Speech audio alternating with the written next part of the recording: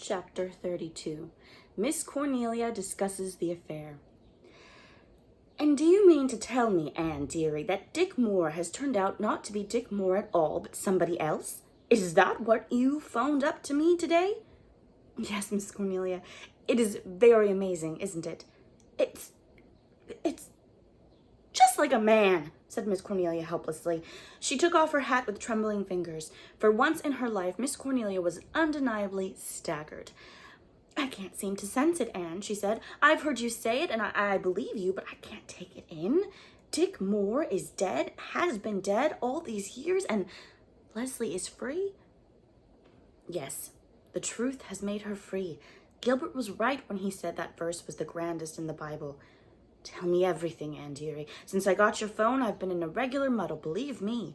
Cornelia Bryant was never so kerflummoxed before.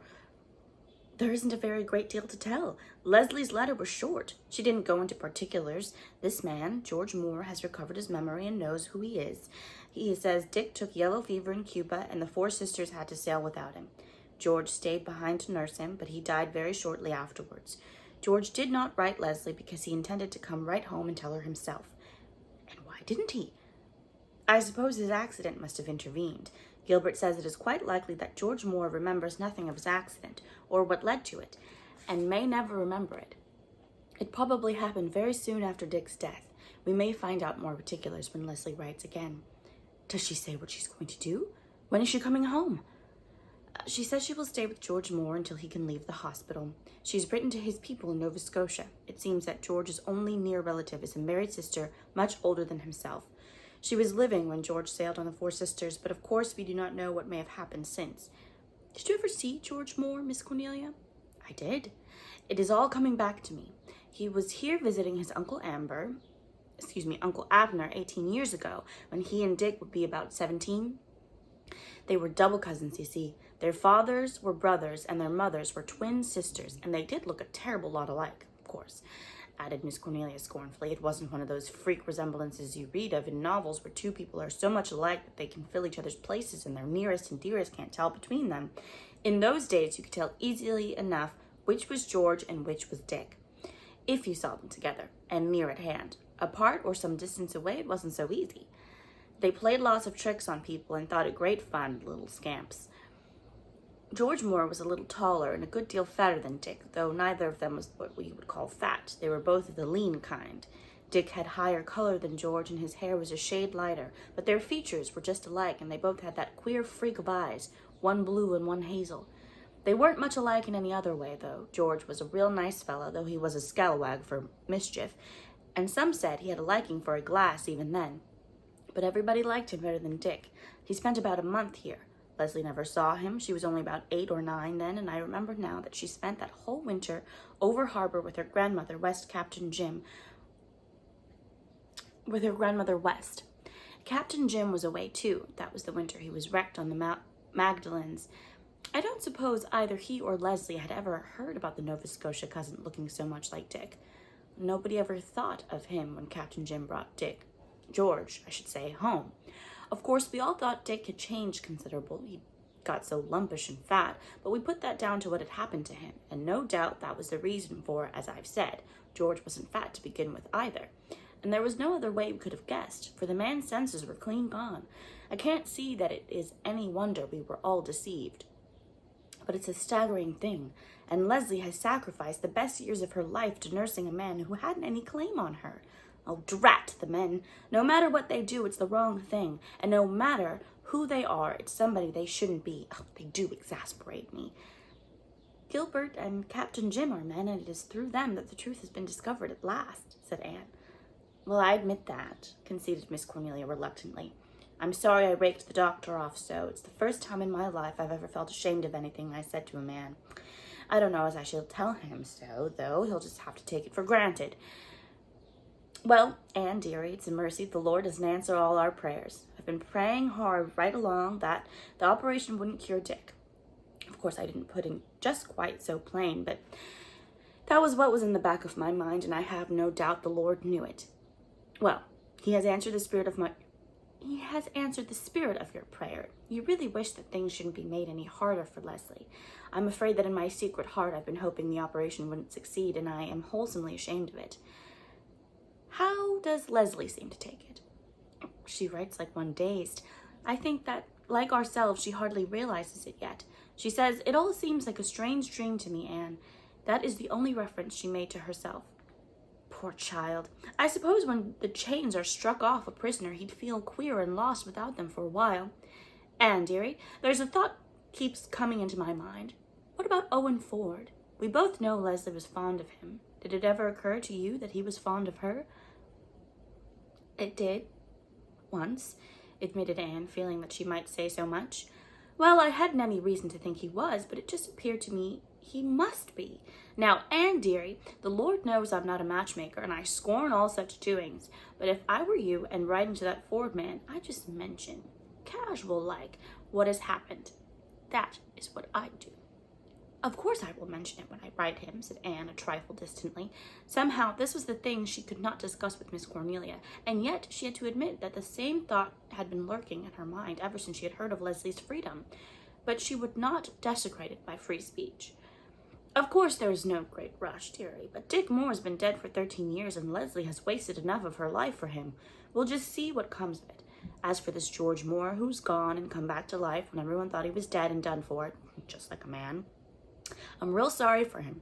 He won't seem to fit in anywhere. He is still a young man, and if he recovers completely, as seems likely, he'll be able to make a place for himself again. It must be very strange for him.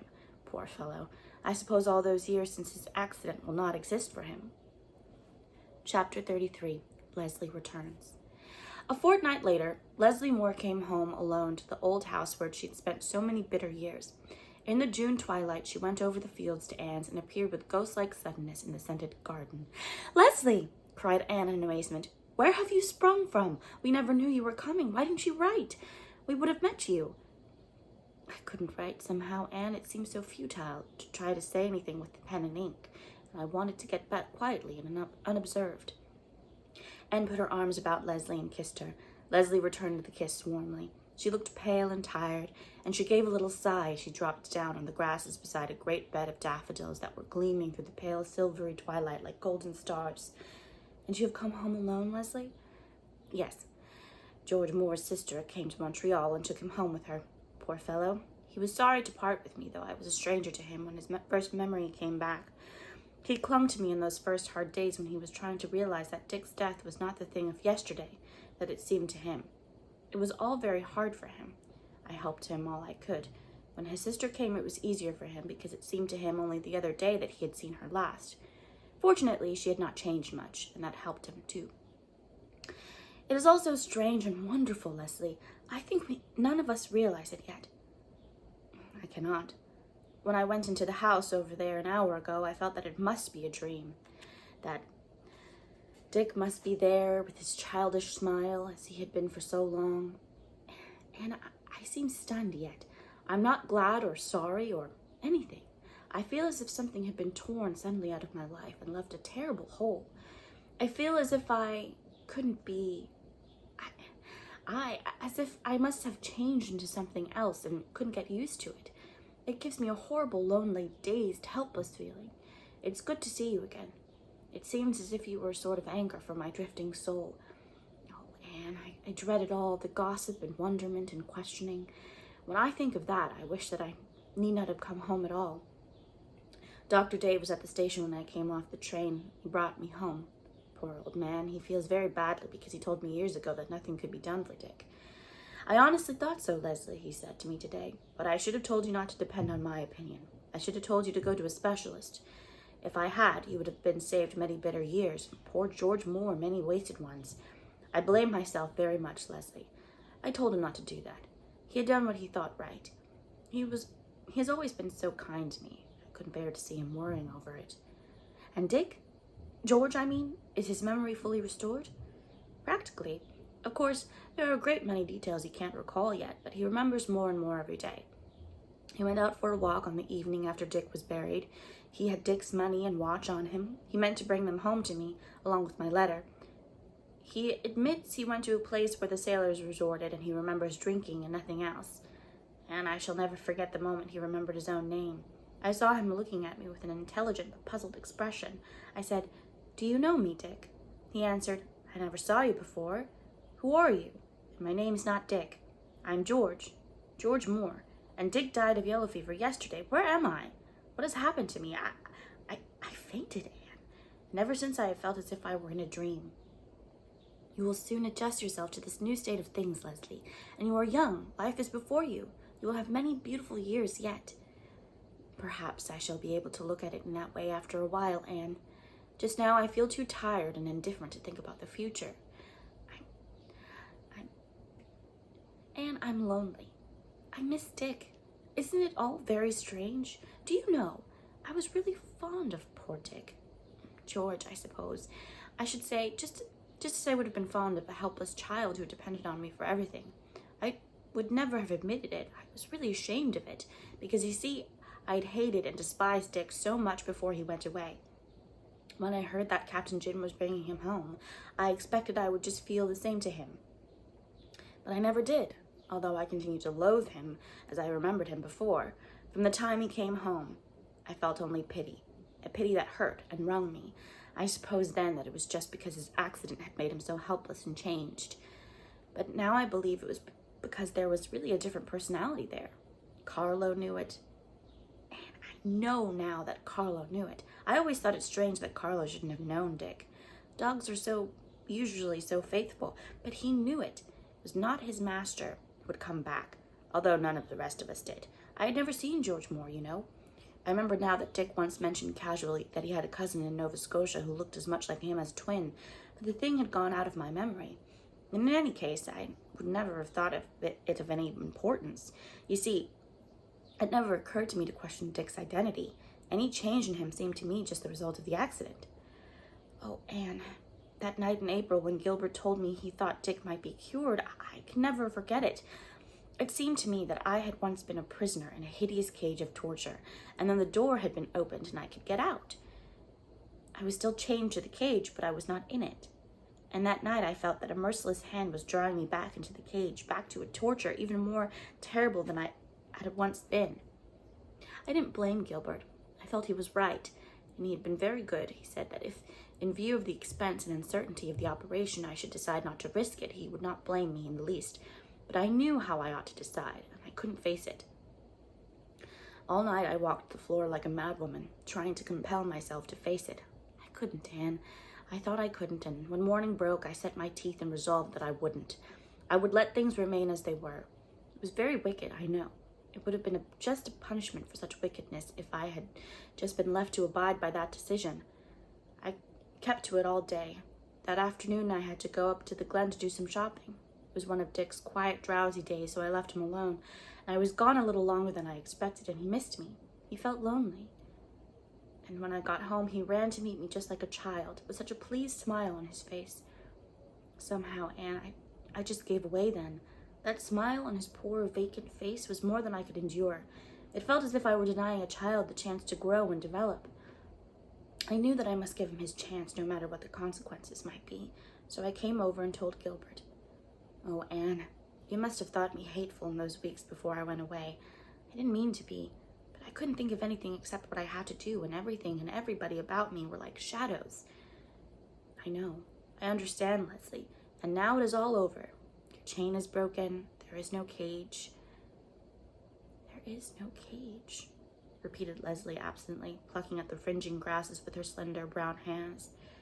But it doesn't seem as if there were anything else, Anne. You remember what I told you of my folly that night on the sandbar? I found one doesn't get over being a fool very quickly. Sometimes I think there are people who are fools forever. And to be a fool of that kind is almost as bad as being a dog on a chain. You will feel very differently after you get over being tired and bewildered, said Anne, who, knowing a certain thing that Leslie did not know, did not feel herself called upon to waste overmuch sympathy. Leslie laid her splendid golden head against Anne's knee. Anyhow, I have you, she said. Life can't be altogether empty with such a friend. Anne, pat my head, just as if I were a little girl. Mother me a bit, And let me tell you, while my stubborn tongue has loosed a little, just what you and your comradeship have meant to me since that night I met you on the rock shore.